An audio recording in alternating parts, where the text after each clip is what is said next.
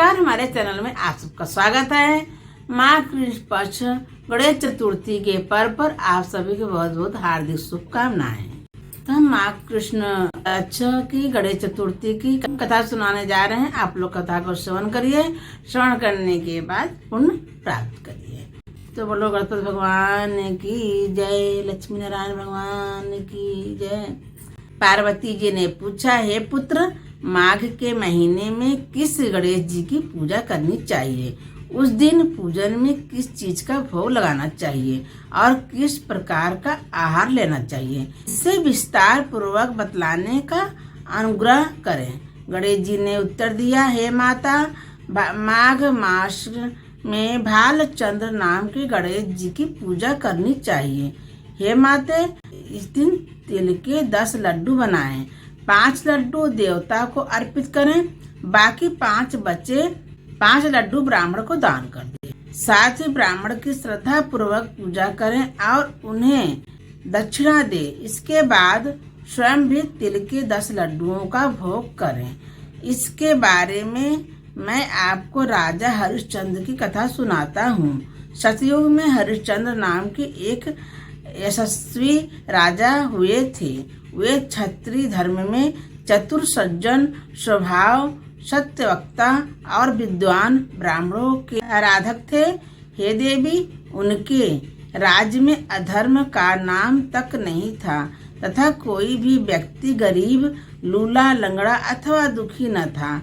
सभी व्यक्ति रोग रहित एवं चिरायु होते थे। उनके राज्य में ऋषि शर्मा नाम के एक तपस्वी ब्राह्मण रहते थे। एक पुत्र को प्राप्त करने के पश्चात उनका स्वर्गवास हो गया। पुत्र का पालन पोषण उनकी धर्म पत्नी करने लगी।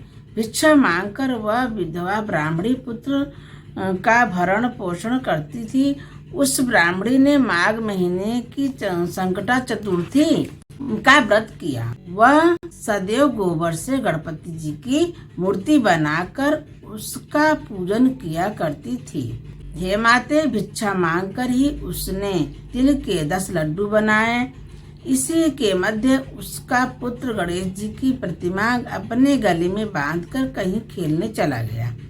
तब एक चंडाल कुम्हार ने उस ब्राह्मणी के 5 साल के बालक को जबरदस्ती पकड़कर अपने आवा में बैठाकर उस आवे को बंद कर दिया और मिट्टी के बर्तनों को पकाने हेतु उसमें अग्नि दे दी। बच्चे की माता जब अपने बालक को ढूंढने लगी तब उसके न मिलने पर वह बहुत दुखी हुई। वह ब्राह्मणी रोती बिलखती हुई गणेश जी की प्रार्थना करने लगी। हे गणेश जी, हाथी के समान मुख वाले, विशाल काय वाले, आप मुझ दुखियारी की रक्षा कीजिए। हे लंबोदर, हे विनायक, हे 4 भुजाओं वाले, हे मस्तक पर चंद्रमा को धारण करने वाले, हे दयावंत, मैं पुत्र के विरह में दुखी हूँ, आप मेरी रक्षा करें। इस तरह ब्राह्मणी आधी रात तक रोती बिलखती रही। सुबह हो जाने पर कुम्हार अपने पके हुए बर्तनों को देखने के लिए आया। जब उसने आवा खोलकर देखा तो उसमें जांग के बराबर इकट्ठा हुआ पाया और पानी में बैठे एक बालक को खेलते हुए देखा। इस आश्चर्यजनक घटना को देखकर वह आश्चर्यचकित हो गया और डर के मारे कांपने लगा। इस अद्भुत घटना की खबर उसने राजा दरबार में आकर दी और उसने अपने द्वारा किए गए दुष्कर्म को भी राज्यसभा में बता दिया। कुम्हार ने कहा, हे महाराज हरिश्चंद्र, मैं आपने बुरे कार्य के लिए मृत्यु के योग्य हूँ। उसने पुनः कहा कि महाराज, अपनी पुत्री के विवाह हेतु मैंने अनेक बार मिट्टी के बर्तनों को पकाने के लिए आवा लगाया, लेकिन मेरे बर्तन कभी नहीं पके और हमेशा कच्चे ही रहे। तब मैंने डरकर एक तांत्रिक से इसकी वजह पूछी। उसने कहा कि तुम बिना बताए किसी लड़के की बलि चढ़ा दो, तुम्हारा आवा पक जाएगा। मैंने विचारा के बालक की भेंट चढ़ाऊं। जिस किसी के बालक की भेंट चढ़ाऊंगा वह मुझे जिंदा ही नहीं छोड़ेगा।